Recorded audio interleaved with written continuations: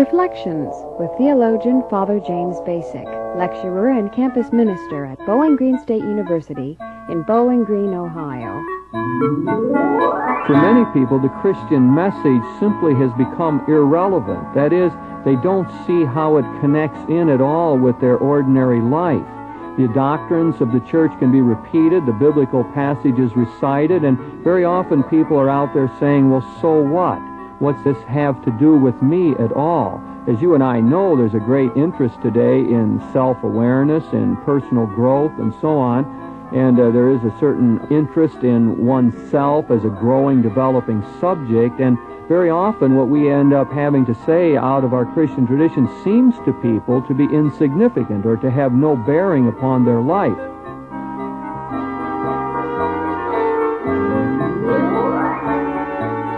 Joining Father Bacik in today's reflections is Father Jim Troutwine, Episcopal Chaplain at Bowling Green State University in Bowling Green, Ohio. Today's reflections focuses on the topic of Father Bacik's new book, Apologetics and the Eclipse of Mystery. Here's Father Bacik. Jim, I'm glad to have the opportunity to talk to you on this program. We have shared the ministry on the campus at Bowling Green State University for a number of years. It's been our task to, one way or another, to try to present the Christian message to the young collegians, and I wonder if we couldn't talk a little bit about that. The whole business of how we try to present Christianity to people today. It certainly is a difficult task. It's one in which we have to continually, it seems, alter our methods or find different ways of doing it. But perhaps there's some distinctive things about our current situation. One is, I think, that for many people, the Christian message simply has become irrelevant. That is, they don't see how it connects in at all with their ordinary life. The doctrines of the church can be repeated, the biblical passages recited, and very often people are out there saying, well, so what? What's this have to do with me at all? As you and I know, there's a great interest today in self-awareness, in personal growth, and so on, and there is a certain interest in oneself as a growing, developing subject, and very often what we end up having to say out of our Christian tradition seems to people to be insignificant or to have no bearing upon their life. And so that creates sort of a new kind of task for us. Traditionally, we've often talked about the task of apologetics. Apologetics has been the business of trying to defend the faith, of making the faith intelligible to people, of following the biblical admonition to be ready to give a reason for the faith that we hold.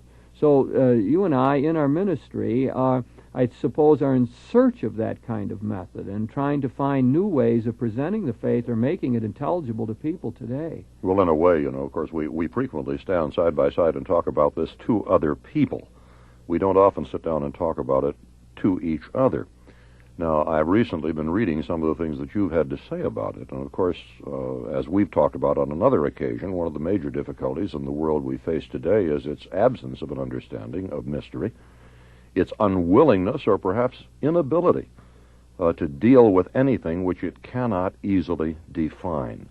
And it's become so accustomed to measuring and defining that it really can't admit the existence of something that can't be measured or defined.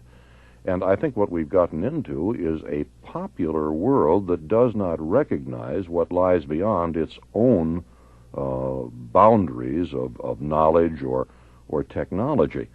And I don't know how you best approach this. We may perhaps find ourselves faced in the contemporary world with all of its difficulty over energy shortage and over inability to control the power that we have brought into being in things like nuclear research.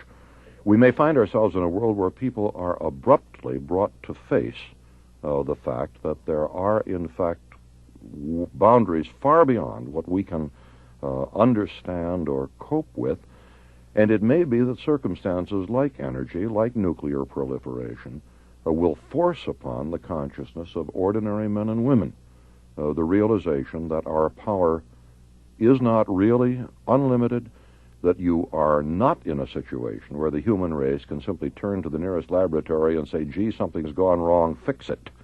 You know, that reminds me that it seems as though our culture is producing its own criticism, not out of the theological world of the churches, but simply the other disciplines like sociology, economics, and so on. I think of something like Robert Heilbronner's book. I think it's the Human Prospect. For some reason I'm blocking on the title there. It's something like that.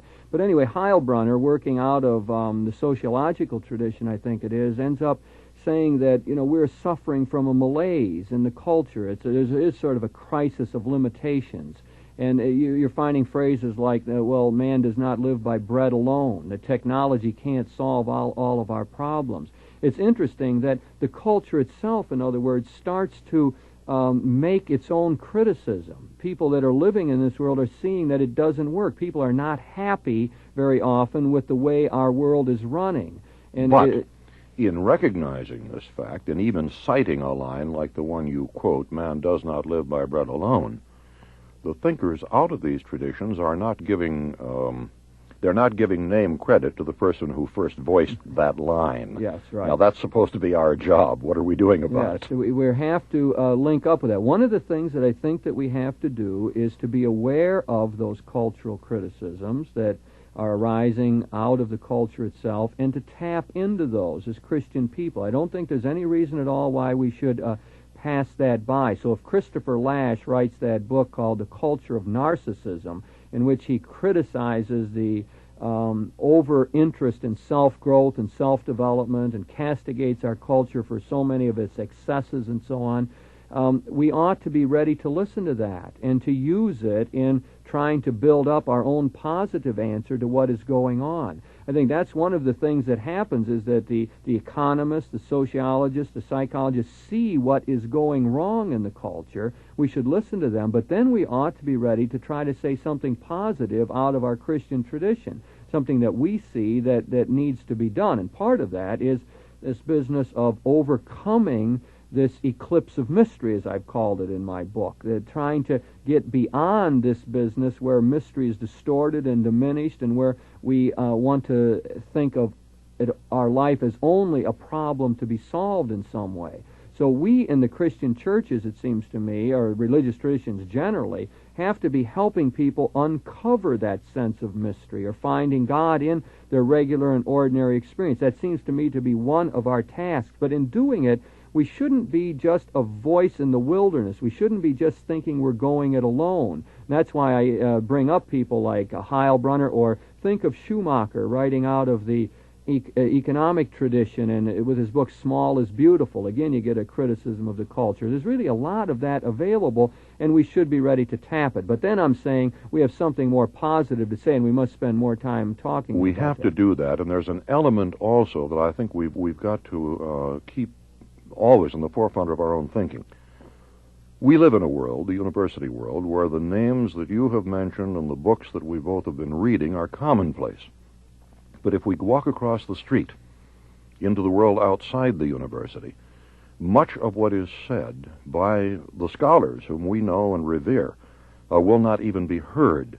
And when they look for the mystery, the element of the unknown, the element of that which is outside the ordinary experience and yet beckons and draws them, far too many ordinary people are not going to think of men like Rudolf Otto. They're going to think of the Beatles and the willingness to go and listen to an Oriental guru. And they're going to think that, gee, this is great, this is something I've never heard before, this is really, quote, mysterious, close quote. Now, at some point, we have got to take whatever we see, the truth that we find in the minds of the scholars we work with, and we've got to put it across the street where ordinary men and women whose thinking is apt to run closer to the Beatles than it is to Heilbronner are going to be able to apprehend it. We are. That becomes our great pastoral task, to find the new language that will speak to people, the proper categories. And I think especially, Jim, trying to create a community where this common search goes on. A community, an ordinary parish has got to become a community where education takes place, where people can try to get in touch with the best of our tradition. It has to be a place where the mystery is celebrated, especially the graciousness of the mystery.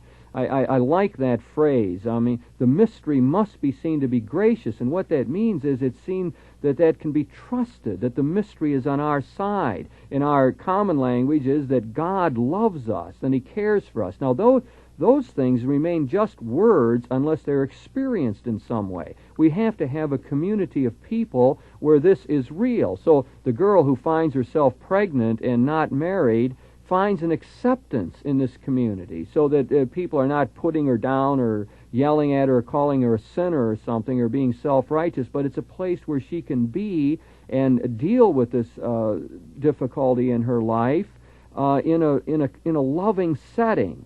That's just one example. I mean, it has to be a place where generally we know forgiveness, where people are at home and feel comfortable. I know one of the things I like to hear about our parish is that when students will say, well, I feel comfortable here, or when I come to church, I feel like I get some nourishment or some strength. It has to have a warmth about it, I think. Otherwise, all this talk of the graciousness of the mystery won't have any relationship to everyday experience. I suppose we go back fundamentally in this to the family situation. It's probably within the family that one learns that one can trust the invisible power that's at work, that the mystery that surrounds us is indeed gracious, that God loves us. The youngster gets that from the parents. Again, our parishes have to be trying to create that kind of situation, to be a help to families. Look how much pressure parents are under these days, and called upon to be super fathers and super mothers and so on. It's a terrible burden and task. But the parish community ought to be a place where they get energized, where they get nourishment and strength to do that, and where they get some instruction on as to how to do it, and some education about this Christian tradition we have, and maybe especially good liturgy or Lord's Supper or scriptural service that enables them to find this focus in their life. So all of this way, we're going to have to make mystery real, but not just mystery as abstract or indifferent to us, but as gracious, the mystery that draws near to all of us. You make a good deal in the book. You're conscious continually of the necessity of a right use of symbols. And a symbol either is an instrument for telling the truth or it's a counterfeit. And you can put a symbol out without proper content behind it, and then you have a counterfeit thing. It doesn't tell the truth. I suppose that what you said said here just a moment ago is really that the Church has too often used the symbol of the judge as the primary symbol for God, and we have ignored the insistence of Jesus that the primary symbol for God should be Father. Yes. And I wonder, in terms as ordinary as that, as prosaic as that, can we put this kind of truth in a way that people can grasp it by using parallels, symbols, teaching devices and illustrations that are pretty well understood by ordinary people? I think we're going to have to learn to do that. And I'll point out how deep I think the problem is, and that is that the very word God has become a problem. When you repeat the word God to some people, they carry all kinds of negative images. Some people who are very guilt-ridden, have a poor self-image, think of God only as this terrible judge, this wrathful one that's just waiting for them to commit some sort of sin. So whenever you preach and just simply use the word God to them, that's what is resonating within them. They become anxious or fearful just when they hear the word. For other people, the word God is fixated at an earlier stage of their life. God is maybe simply a kindly old grandfather, or maybe the bookkeeper who's keeping pluses and minuses on them, or maybe the man upstairs or in the sky, or the divine Santa Claus who rewards good people and punishes bad. So that here we have infantile or childish images of God. Again, simply repeating the word God causes more of our problem. Think what happens when, even with your primary image of Father used by Jesus, suppose you're repeating that to someone who has been abused by his father, or someone who grew up without a father, or one who just is the one who abused his mother. This person, when he hears the word God again, is going to be turned off and have all kind of problems. Now, I believe this is why we need to find new kind of imagery. We need to find ways of talking about the mystery that surrounds us in a more striking way. It's one of the reasons in the book you referred to, which I call Apologetics and the Eclipse of Mystery, I talk about the invisible power in terms of mystery, and especially gracious mystery. Now, I'm not saying that's the greatest word you can use for it, and maybe we have to find other images or symbols, But the intent of it is to get away from first using the word God, which turns off so many people today because of negative experiences or childish images of God and so on. So therefore, our problem is really deep in my mind. My way of trying to get around this is to begin to look at the positive experiences we have in our life, to be able to look at our ordinary experience and to find some intimations that the power at work therein is good to us, that the invisible power is in control of this world, is friendly to us, to look at our positive experiences and to try to build up our image of God out of that.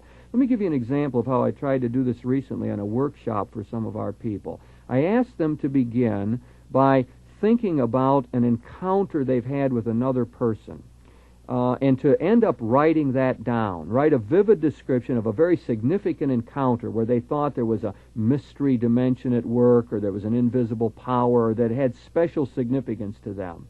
And then after writing that down and examining it, I tried to point their attention to the way there might be something good in that experience, or positive. And then as the next step, I asked them to try to come up with an image of God out of that experience. How would they image that power that was at work? What kind of symbol would capture it? I know in one example, a person's experience had to do with bonding together, of coming close to another human being. And so they came up with the image of God as the mason or the cementor, the one who bonds together. Now, I think that seemed very positive to me, and it had a freshness about it for that person and that group, and it represented a whole other way of coming at who this God is. In other words, you're not drawing just on an image out of a tradition, you're not just taking it out of the book called the Bible, but you're trying to see how that image grows out of one's ordinary human experience. It might be an example of the way of concretely trying to overcome this difficulty that we're talking about. I wonder whether one couldn't carry it one more step then. We may find that any contentment with a single image is going to cause an idolatry, because it means that you focus your whole conception of God within something that's going to be incomplete. And it's the nature of any image, any symbol, that it's designed to produce an understanding of some one thing. If you once accept that one thing as the whole story, then you have done two things. You have made yourself greater than God because you have comprehended Him. You've done away completely with the central point of your book, the idea of the mystery, that which lies outside our own experience and really beyond our own grasp. I wonder whether the problem is not that we have used too many symbols. Maybe the problem is that we've used too few.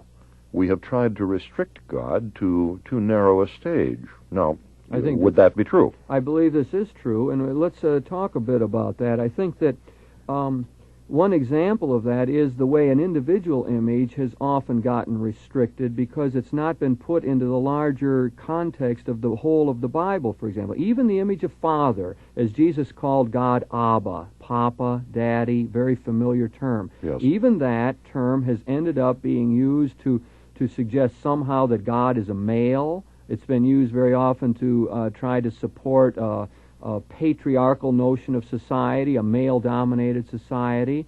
It's often even been used to suggest one who was very much in command and control, and only that. Now, if you take that symbol of Father and place it into the biblical stories, for example, of the prodigal son, where the father acts in a very forgiving way, we begin to get that image filled out. Now, beyond that, so even the individual image has to be placed in a larger story framework in order to make sense to us. But let's take the whole problem that the women have very often with the image of God, with dealing only with masculine kind of terms. As a matter of fact, what we find in the gospel is a lot of other things we associate with the feminine, the nurturing image, the God who is very loving and near and close, the God who sort of cuddles us in a way or holds us close, the whole feminine imagery of wisdom in the Bible, the image of God hovering over the waters and bringing forth life. In other words, I think that the women often point out to us that they need this incomprehensible mystery to be filled out in terms of maternal images, or what we have traditionally associated with feminine imagery. so that they feel more comfortable with it. And again, I think this is proper. The real way this works for us, I think, is that you and I live in a world where we keep running up against our limitations. We can't control our world. Somehow or another we sense we're part of a larger whole, that there's an encompassing power around us. And what we need to do is to keep filling out the picture of that God. Keep expanding it. I think whenever we get narrow, then we get exclusive, and we think we've got the truth, we have a monopoly on it. And I think your point is really well taken, that what we need to do is to keep expanding our imagery of God, making use of various experiences, like men need to hear what women's distinctive religious experience is, and what their imagery of God, because that could enrich our own perception of this invisible power that is around us. I wonder whether the ordinary structure for teaching, instructing in the church, has, until recently, given enough attention to presenting even the biblical images wide enough, often enough, intensely enough, that the ordinary man in the pew understands them as readily as the ordinary reading man understood them, say, a century or 2 centuries ago. I have to think we've been too restricted in our religious education. Again, I think we have often not realized that, or made clear to our students, that these images are pointing to a larger mystery that's always beyond these images. Very often we have not dealt with the adults. We've allowed the adults to go along with what their grade school or high school understanding of this God is.